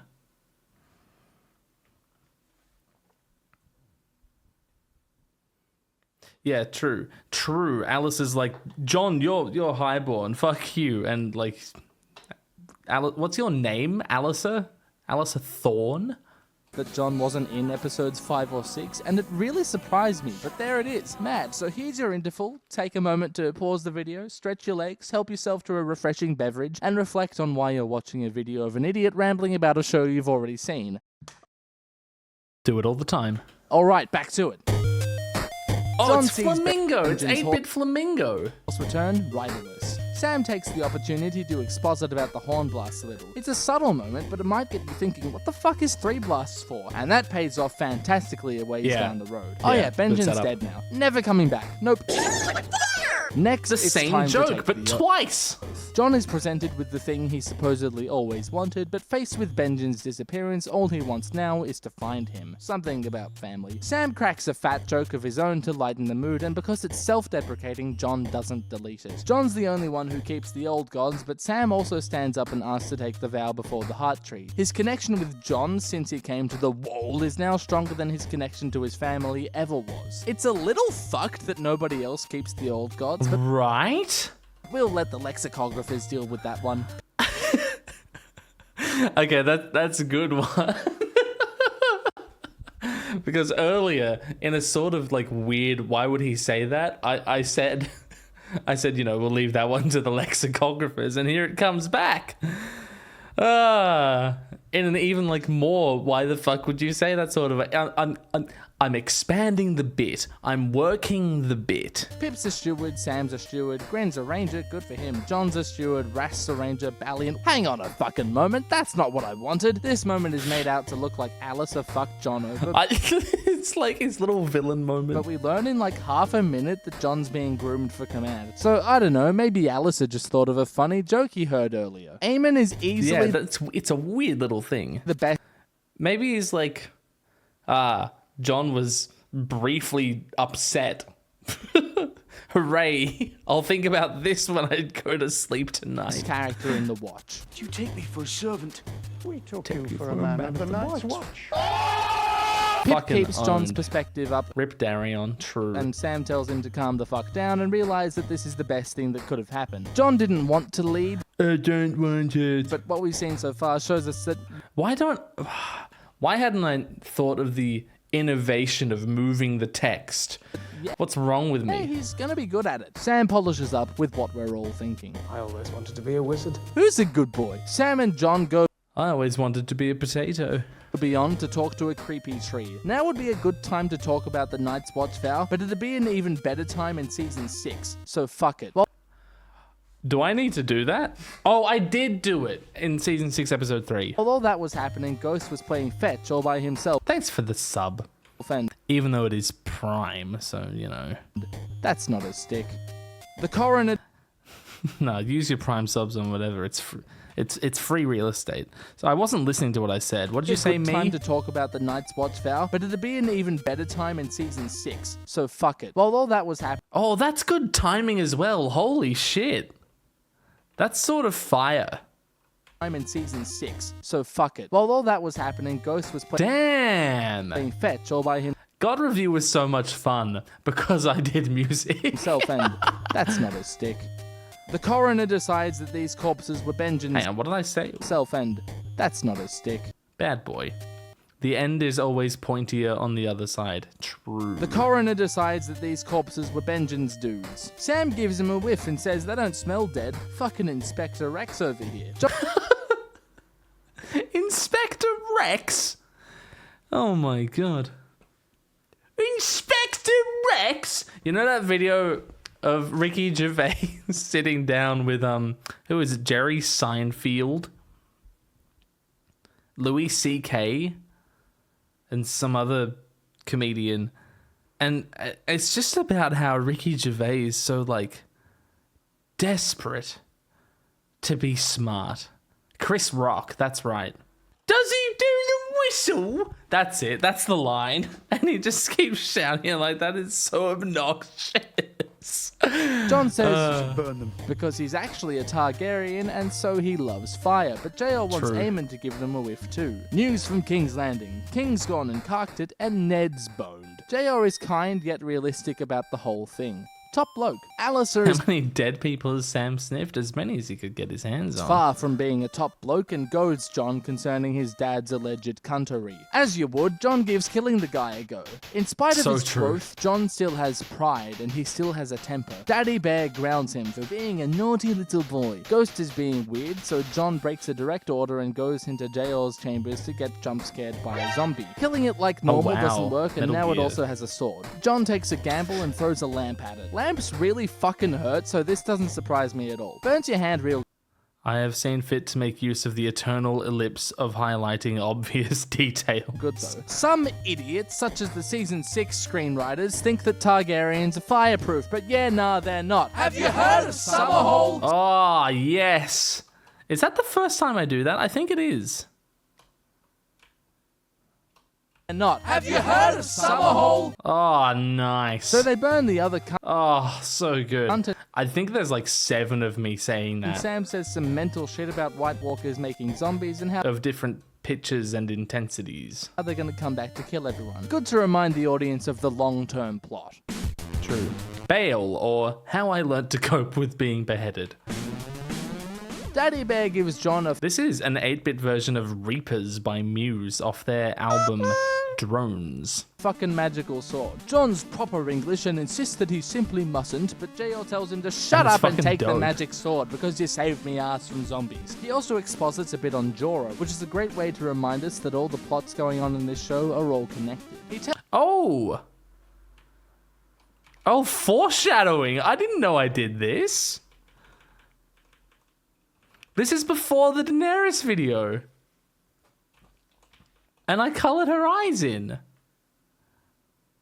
I did not know I did that. He tells John to grow the fuck up. That's a man's sword. I did it pretty sloppily. Take a man to wield it. And get over Alistair, which he'll have time to do given that he sent the guy to King's Landing. That was nice of him. This scene is just a huge payoff. Sorry, what were you saying? She'll have time to do given that he... Yeah, we talked about that earlier. He sent the guy to King's Landing. That was nice of him. This scene is just a huge payoff for all the growing John's done so far. He's earned the respect of everyone at the watch. Yeah, great but just scene. like how his growth earlier on was tested with Sam, John is tested again. Rob's gone to war. I love how George gives characters wins and then like immediately deflates them. Order of events is so masterfully crafted. Yeah, the thing I'm saying right now. Then we get the best scene in John's story, and a heavy contender for the best scene in the season, maybe even the show. Peter Vaughan, you fucking champion. Thank you for holding on long enough to give us the best Aemon we could have ever seen. Sam said you wanted to... He's so good. He's so fucking good. Imagine telling a blind man that he wanted to see you. That's so rude.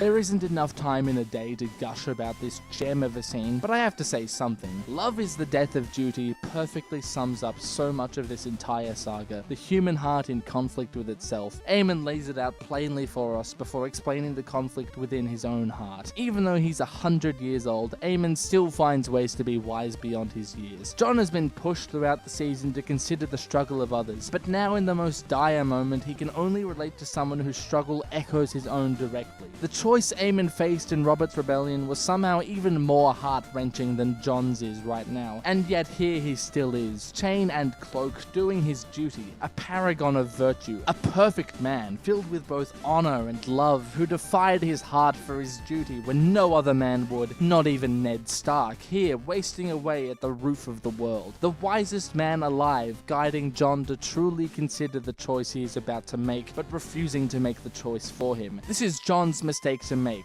just as it was once Aemon's. Clearly, regret sits on both sides of this table. I've thought about it a lot. That's the best scene in Game of Thrones. I really think so. No boobies, true. I'll have to edit some in. Yeah, it's perfect. I wish that in my analysis of it, I had gone so far as to relate Aemon's, like, I describe it as perfect behavior, to, like, I say that he's wasting away at the roof of the world, like, as if to say, like, what do you have to show for your being a paragon of virtue? What has your duty brought to you that was worth the cost of love? I wish that I had gone to him dying, lamenting that Daenerys was alone. I really wish I'd done that, because that's probably the best scene of season 5 as well. And like it because of how it relates to the best scene of the show in season 1. I could make a video about this scene. I should. Jon has made his choice. But a bliss take for each of my top 5 episodes of Game of Thrones is on the list. So I would probably do that first and then make a separate video more in depth about this one scene if I were to do it like that. Or I could just talk about it for 20 minutes in that presumably 300-minute video about Baelor. His father is dead and his brother needs him. We don't see Jon's reaction to Ned's death, but wait, this is probably it. Sam reminds him of the penalty True. For deserting, and Jon reminds us of Ned's lessons. Do you know what happens to deserters? Better than you do. Sam does what he can to stop him, but he alone can't. Good boy. Anyway, his mates come chasing after him, and Jon is so impressed by Sam's slapstick performance that he turns around. Yeah, he sort of turns around out of pity because Sam fell over.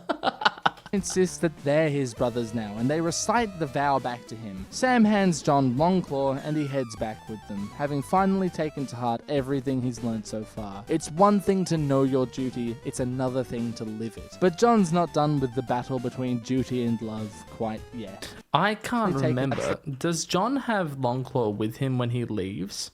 Or does Sam have it and give it back to him?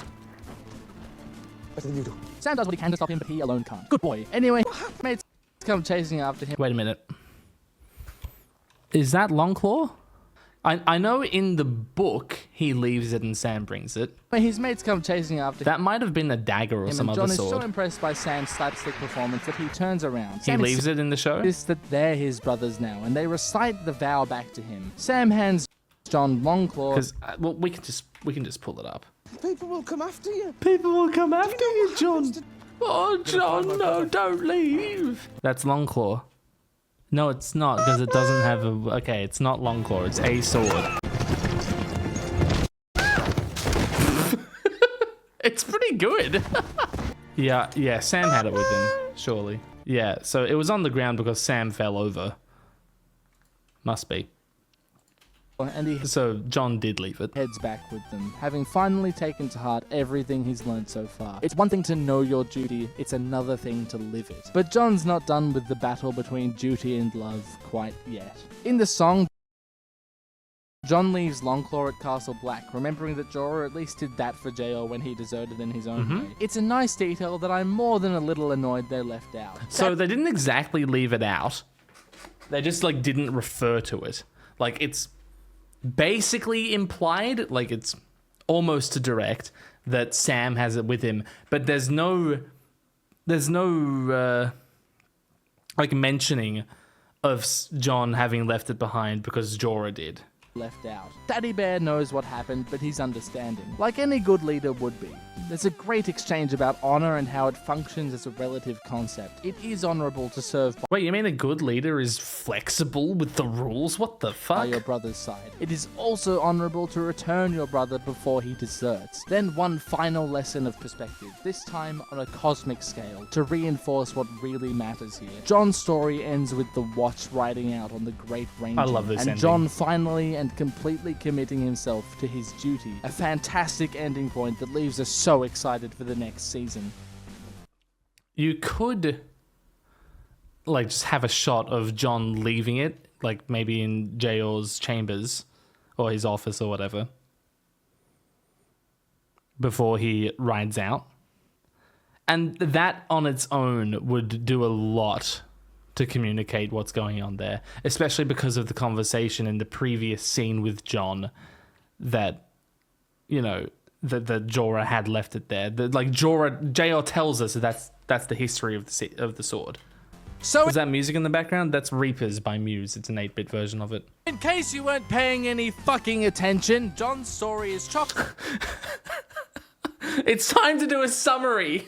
full of father figures that represent a whole bunch of different values. Honor, duty and gratitude, empathy and identity, leadership, personal motherfucking responsibility, sacrificial choices, and being really, really old. A whole shit ton of perspective. We started with a boy frustrated at his place in the world and eager to find a new one. He adapted and struggled and learnt and grew, and now we end with a man certain of his duty. People say John is a boring character. I'm inclined to agree on a That's true. People say that. lot of points, but it's all in service of placing yourself in his shoes. If you are like him, yeah. He's a boring protagonist in the same way that This is going to get a little funny. Jesus is a boring protagonist.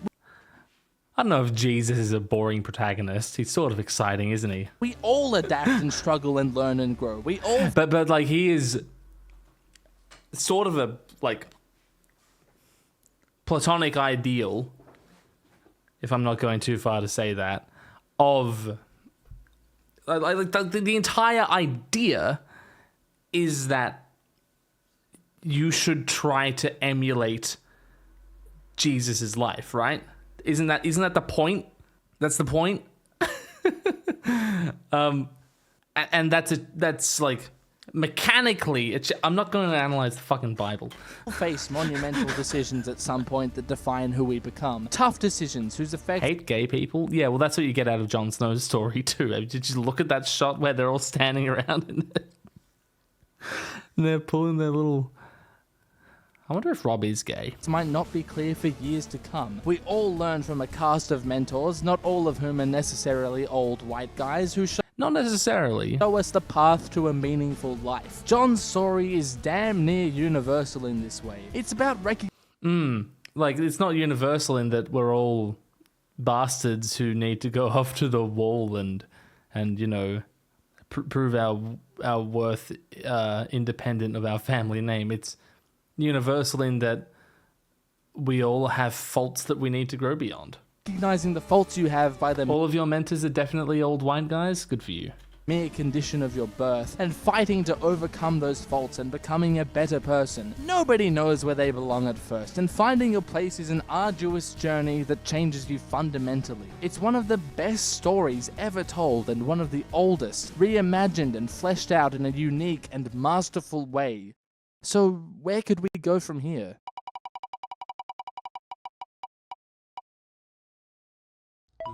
Part 3's about Daenerys and someone else. I don't know yet. Back when I thought that I'd do all of these as pairings, none of these pairings would work except for Viserys, or maybe Jorah. But didn't think I wanted to do that. It'll be out in less time than this one. True, it was. It was out in like 3 months. Came out. Okay, now I just shill my stuff. This is when the Discord and Patreon became things. I don't like getting real, but I've been told that I should. This video took a long ass time to produce. Yeah, this was back when a minute of the video was an hour of editing because I wasn't as good at editing as I am now. The script has always taken the longest to make out of all components of a video. The months of procrastinating actually are the longest. If Ned had told him exactly who he was right when he left Winterfell and his parentage, what do you think he would have done? Like when they're on the... Yeah. Oh my god, shut up. No one was around. It would have likely still been a secret except for Benjen, who likely knows anyway. It all depends on how much Ned trusts Jon to keep a secret. What would have happened? I just don't think that it's plausible to have happened. First of all. Yeah. I think Ned's idea is that the next time he sees Jon will be a grown man. And he'll be able to understand the weight of what Ned had to do. Whereas at this point in time, Jon's a moody teenager, and it's sort of like giving him dangerous information is a dangerous thing to do. It's possible that Jon, who spent his entire life resenting that he barely was fighting for a position at Winterfell, would turn around and yell at Cat or something. I think that's I think that very much could have happened. Let's move on. No money. The last one made nothing. Makes the video better. The same is true of this one. Thankful to all of you for watching. Using my own music is even better though. It's all I've ever wanted. True, this number still boggles my mind. Even though the one we have now is 5 and a bit 6 times... No, not 6. 5 and a bit times bigger than this. Liking a video or subscribing is already going the extra mile in my eyes. However, some people have insisted I set up a Patreon account, which may be the most flattering back when I replied to comments. Can you believe it? Thing ever demanded of me. So I have created the best Patreon ever. Still true. Still true. Back when my avatar was even worse than it is at the moment. Check it out, even if you have no intention of pledging. This is where links live on until YouTube moves them again for no reason. So true. They could just do that at any point in time, and every video referring to this as the place where links are is going to look stupid retrospectively. It'll probably be a fun time. There is no obligation to pledge, of course. Do what you want with your own money. Thanks for watching. I've also set up a Discord server where anyone... This message is still there. ...can come, hang out, chat about... I really send it at 4:20. Meme around and exchange compliments because you're all so handsome. Oh, I have a Twitter as well. These days I mainly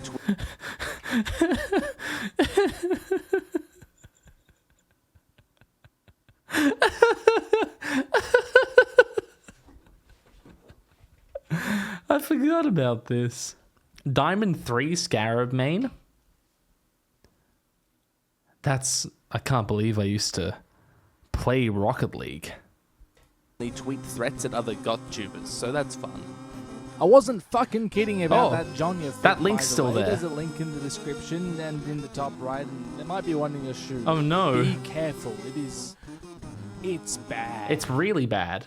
I need to remove that from public access entirely. Actually, what happens if I click that?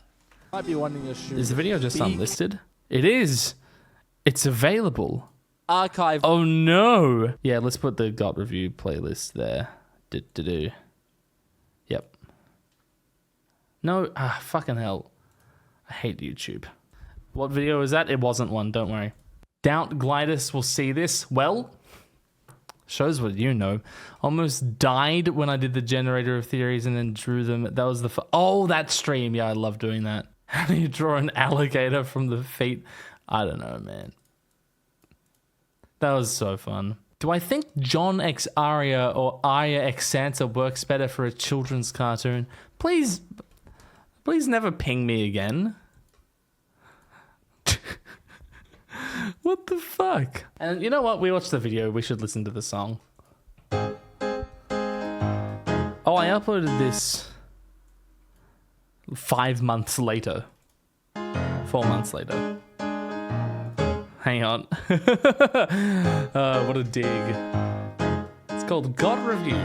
Some people seem to like it, even though the music is way too loud in the first 2 parts. Sorry, I'm gonna remaster them someday, but there's other shit to do, you know? And who has the time? But I still get comments about it, and it really bothers me, so I'm going to fix it eventually. This was 3.5 years ago. I haven't done that yet. I still think about doing it, like every week. It really bothers me. I want to fix them. I also really want to make new versions of the season 8 videos, at least. But I think the way I want to do that, instead of doing them individually, is I want to upload the full season as one thing, but it's remastered. It's the good version now. I don't know. What do you think of that? I know some people are turned off by the idea of there being like 2 different versions of the video. And like they're going to be annoyed at certain decisions I make. Like I'm going to George Lucas the season 8 mistakes. I don't know. It wouldn't take me that long. I should just fucking do it. Maybe Gladys version. I'm so annoyed that she's calling them Taylor's version. That's such a boring name for them. When her name is Taylor, and there's an expression in the English language of something that has been made to a person's specific requests. Like, you know, oh, this is your specific version of this thing. That's tailor-made. Why the fuck isn't she calling them tailor-made? What is wrong with you?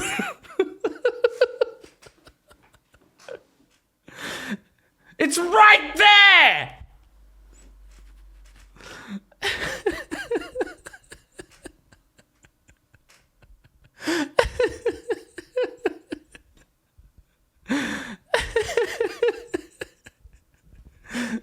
It's staring you in the fucking face, Taylor!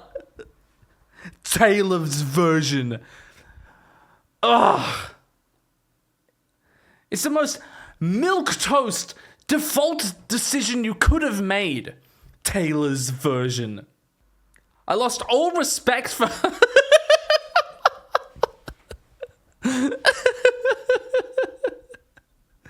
Am I a Swiftie? Not anymore, I'm not.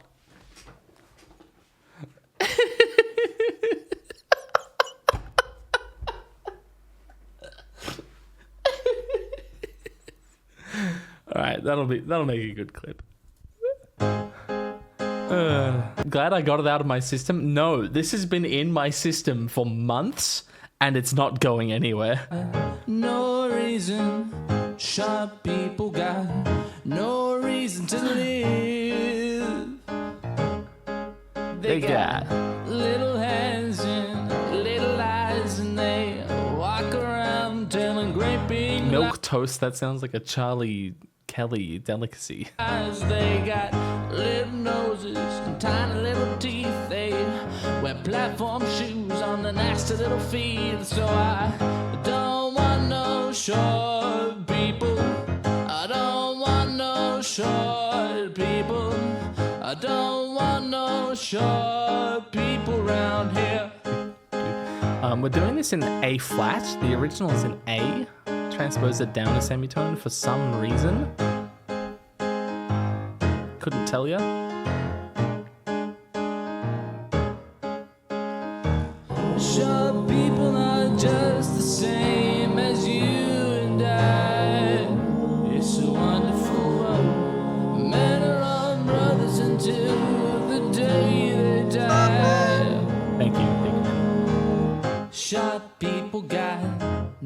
Nobody shut people got.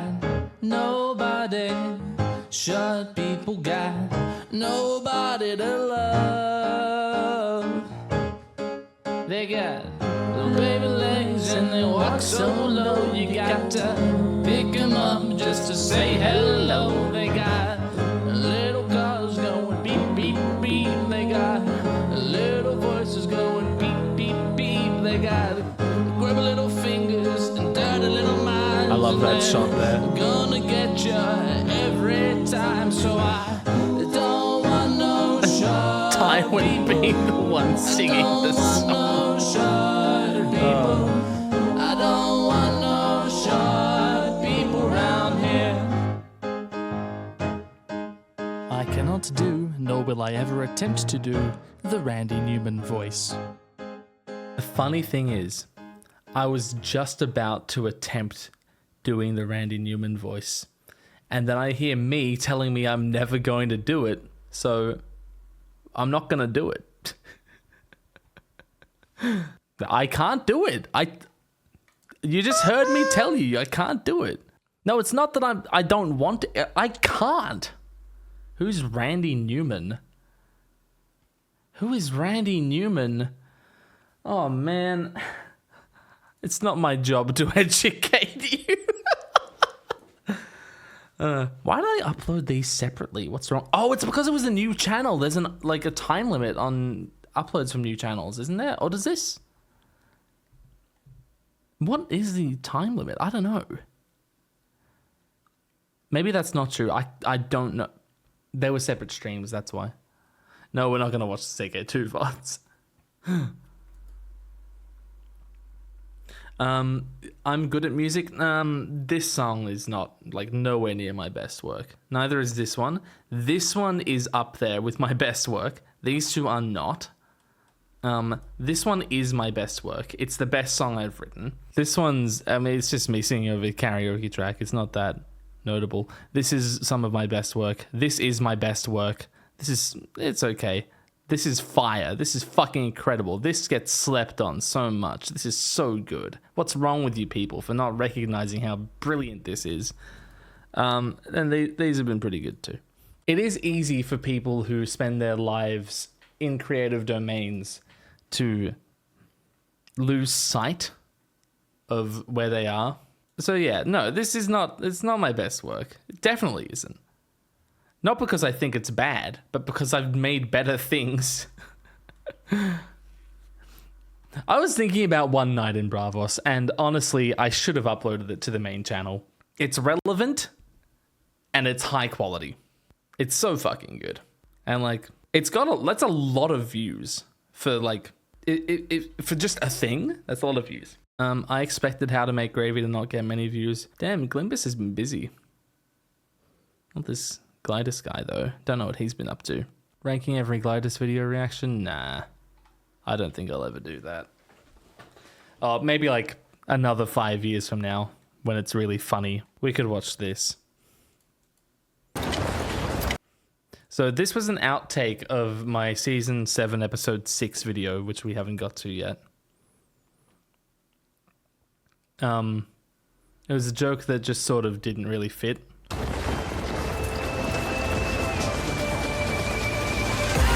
That's what I saw on the fire.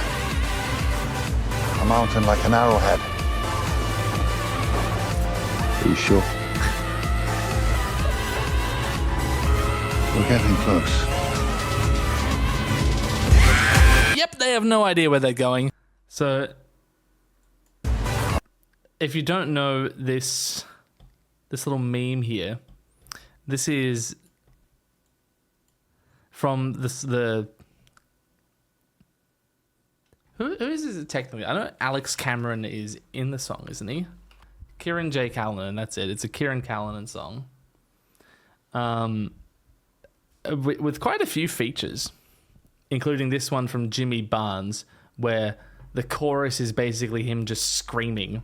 Jimmy Barnes is an old school Aussie rock star, famous with his band called Chisel. And it's really funny to me that, internationally, this is his most recognizable bit these days.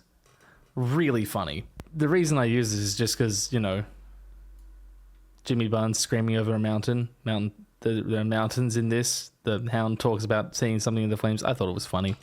And then, come to find out sometime later, my cousin is a lighting professional. He works, like, shows. Like, he's done lighting for all sorts of international acts in stadiums and stuff. And he toured with Jimmy Barnes for a time. He was Jimmy Barnes' lighting guy, or the lighting guy who was on tour with Jimmy Barnes. He almost showed this video to Jimmy Barnes. From what I gathered some years later, it did not happen, but it was so close. I bet he's really sick of these memes anyway. We can watch Gamerpad, then we're done. Welcome to my house. As you can see, I've knocked over many chairs because I get so tilted at the towers. This isn't really a tilted or a tower. Well, you see, it's a gamer pad. Not many girls come in here because I get friend zoned so frequently. But that's okay. I'd like to be in the friend zone. I'd like friends. It's not as pleasant as you think. They don't treat you like a friend. They treat you like an item. Sometimes I wish I could be more than just an accessory to these women. But unfortunately, as a gamer, I don't get respect. Well, I'm not a gamer, so maybe they'll respect me. That just makes you a beta cuck. That's the difference between you and I. Silver the Hedgehog. I'm a alpha gamer.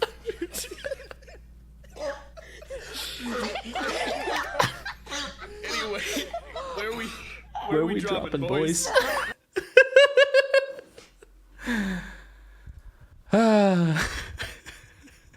They just treat you like an item. Oh, it fits so fucking perfectly. I didn't even watch Snapcube back then. I just happened upon this clip, and I loved it. And I don't know why. I just, like, applied it immediately. I said, yeah, we can watch that. Okay, fine. I mean, we've already watched this, actually, I think, on stream once. Maybe we didn't. Maybe I skipped it. I can't remember. Game of Thrones Season 7 finally confirmed one of the biggest secrets in the series. The father of... It's a classic YTP move. Jon Snow is Preston Jacobs. Some fans theorize that Preston is actually Podrick on Hot Pie's shoulders, but who else will? Fans have speculated for years that the show is really just awful. Oh, so let's work out how bad David and Dan fucked up. Preston Jacobs is a spooky motherfucker with a huge dumb head, and there's something strange about his face. He's a terrible, selfish, lustful robot who teaches a hero magic and then dies like Frodo in Lord of the Rings. In the book,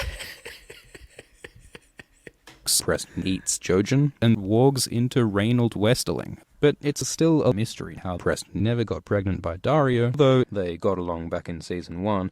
Dragons. This week on Embarrassing Bodies... Preston Jacobs tortures, dismembers, and brutalizes Magic Johnson.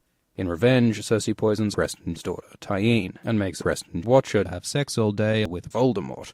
Up at Winterfell, the Starks find out that Preston killed the Pope and started the war that supports Alt-Shift-X. Preston started the war that supports Alt-Shift-X. Fucking beautiful. People barely ever talk about the fact that even though Preston is Azor Ahai and his videos are all loopy, he is awful and needs to be stopped. Cheers. In the first couple videos, Preston really is just George Martin's cat. He's arrogant and vain, and insensitively brings up my marriage to poor Quentin. The reason why he's acting weird is that he's just really fucked up, which does sound nice. I love that Alt-Shift-X is, like, renowned for his like concise explanations of things. Like he presents a topic and then dissects it in a way that most people are going to understand. And the idea that he says, well, the reason for this is it's just really fucked up, is so funny to me. Like he's at a presentation and he's like got his slides ready to whip around the video and give you fucking whiplash. And then he just says, yeah, it's pretty fucked up. The idea of him like having a lazy explanation for something is so good. Arrogant and vain, and insensitively brings up my marriage to poor Quentin. The reason why he's acting weird is that he's just really fucked up. Which The reason he's acting weird is he's just really fucked up. What else do you want? does sound nice, but is it nice? But is it nice? But will it breathe fire? While Ned's cousin Bran explains Game of Thrones Season 7 Episode 1, the Night King annulled his marriage to Preston Jacobs, making Theon uncomfortable, which is a whole lot of weird layers of incest. Meanwhile, Preston Jacobs, like an idiot, breathes blue fire on Tyrion, Varys, Joram, Missandei, Tyrion, Grey Worm with the Unsullied, Varys, and Tyrion, Joram, Preston Jacobs, and the Dothraki, Bloodraven, Jaime, Harry Potter, Tyrion, Qyburn, and the Mountain, Varys, Hot Pie, and Varys, and Ed Sheeran, and Voldemort, and Missandei, Bronn, and probably Tyrion. Thanks to the patrons for making Preston Jacobs great again and again and again and again. Or thanks to the translators for playing Jenga. Make sure to ask your psychic brother to check if you're thinking of offering a free audiobook to Alt Shift X subscribers. Cheers.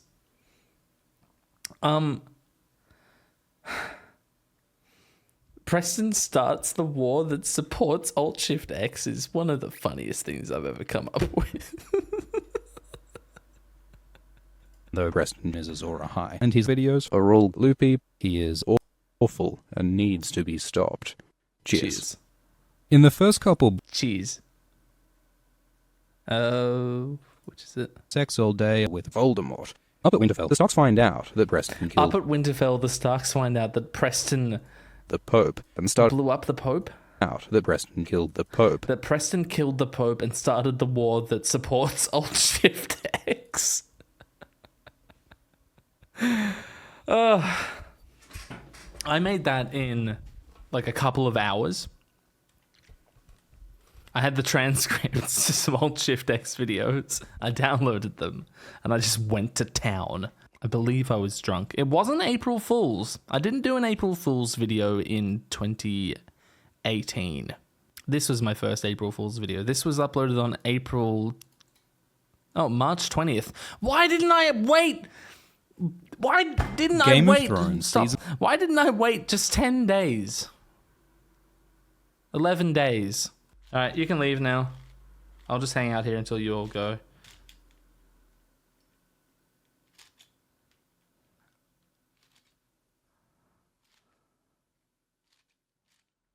I'm done. I'm done streaming, but I'm going to leave it live. I'll just wait until you all leave.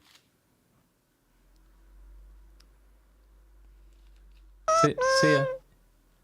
Off you go. Get out of here. Leave. Leave me alone. I just want to be here in the street. Like, I just want to sit here in peace. Leave me alone. There are 128 people just watching me. And I want to be on my own. You can leave. Yeah, this is so rude. Can be quiet. That would be nicer. Look, it's fine if you stay, but just be quiet.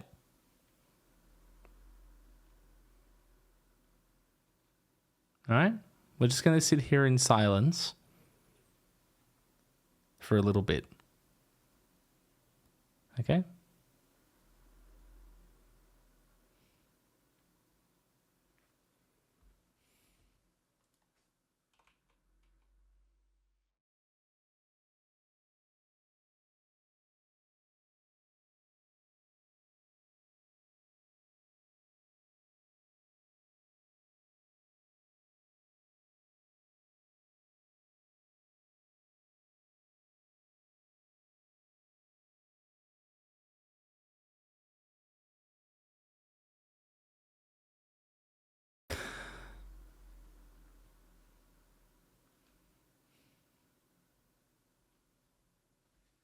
Shh.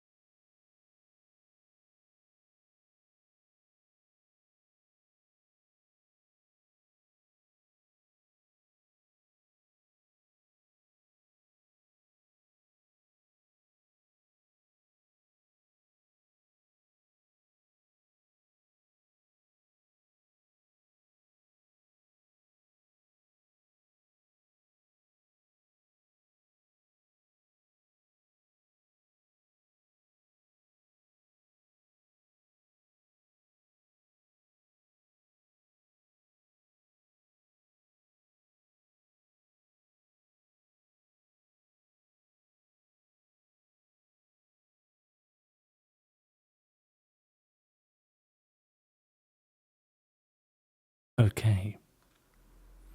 Some of you need to learn how to be silent.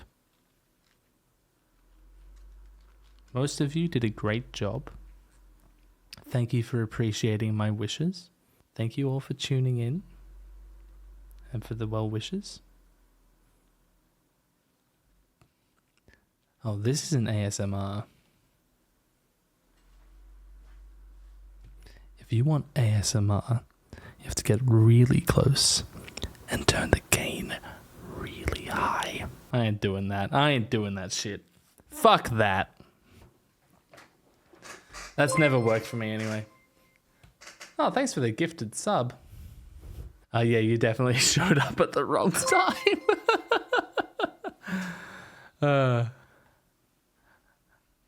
Don't start a hype train now, 3 hours in. It's 3 a.m. I've got shit to do tomorrow.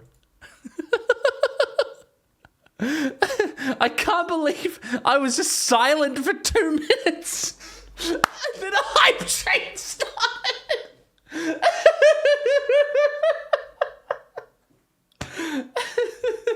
I should do this every time. Oh my god. Why doesn't everyone do this? No, I think more people should appreciate silence. I think if you can't find 5 minutes in your day to just sit and be, I don't know, that sounds like something's wrong to me. I've been there. It's not good. Sitting in silence is fucking fantastic. It's great. Although I understand that if you've tuned into a Twitch stream, you're not really there for the silence experience. The whole cut your tongue out and make you sail around and such. Thanks for the 1 bit. Very generous of you. No, thank you very much for not just tonight, but the many years of support. I turned my Patreon on 4 years ago today. And I don't know, I think that changed everything. Oh, thanks for like actual bits. Oh my god. Whoa, thank you lots.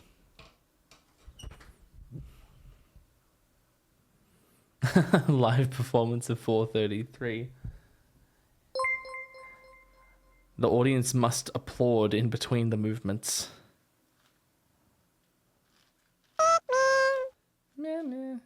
Someone said I should play a Muse song instead of just sitting in silence. And the funny thing is, I was recording a version of Falling Down just earlier today. Oh, we got a hype. Well done, everyone. We achieved hype. Congratulations. We worked together, and now it's hype. Dig down. Nah, I'm more an appreciator of the classics. Or at least I will be first. If I ever get to more modern stuff, it'll be after I'm done with all that. Which I don't think will ever happen. Alright, it's really time for me to go. Okay, everyone. Goodbye. Did someone clip that Taylor Swift rant? Alright, bye everyone. Bye. Bye-bye. Bye. So, the grocery store, like, just outside my building, sells Dr. Pepper. Dr. Pepper is not common where I live. It's a very strange thing to encounter. And, like, just out of curiosity, I bought Dr. Pepper, and I drank it, and I was like, nah. And then, here's the weird thing, though. I bought another one, and I drank it, and I was still like, this is so weird. I don't like it. And then I bought another one, and I don't think I like it, but I keep drinking it. Oh, I'm just so fascinated by it, and I think I'm starting to get it. I'm starting to understand why anyone likes this, and it's not because it's good. It's because it's weird. It's like, it just doesn't make sense. So you have to keep coming back for more. It's like, you know how Chief Wiggum describes tobacco in that one episode? Or it's Ralph. You know, I don't like it. It tastes like grandma. I want more. It's exactly like that. Upload the Everything Wrong with House of the Dragon streams. They are uploaded. They are unlisted because they are all demonetized, and I have no idea why. Maybe it's because I use bad words in them. I don't know. I don't know. Should I make them available for supporters? I don't know. It's so negative. I just sit there and I'm a bitch about someone else's content. I don't like it. I don't like it. It's just not how I want to come off. And I'm going to be honest. To me, it doesn't make for good viewing. So this happens all the time. I need to be convinced.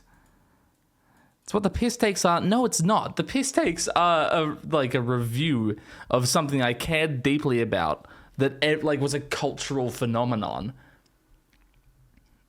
that they took. It was hundreds of people's careers to produce, and everything wrong with video is like some guy spent 2 hours watching and writing an episode, and then someone else like threw together an edited version of it, and then someone else uploaded it, and here I am bitching about it. It's just so unproductive. I don't know. Viewers need their parasocial fix. Yes, that is what I need to wrap my head around, is that I'm not some auteur who like needs to have strict, precise creative control over like my voice out in the wild internet. I'm a background noise machine. That's my main function. I need to come to terms with that and work with that. Foreground noise for the first watch. What a privilege. Thank you so much for having me be foreground noise. And so if I point this camera at a cat and then press that button and then press that button. Yes!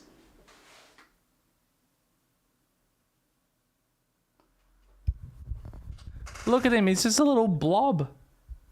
There's a hole in the corner.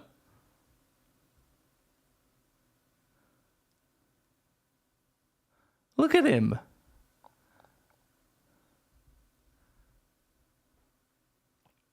How do they do that?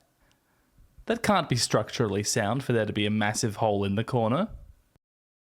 Yo, the rest of the stream is piano time. Thanks. Cool. I play subdivisions and then I improvise. Bye.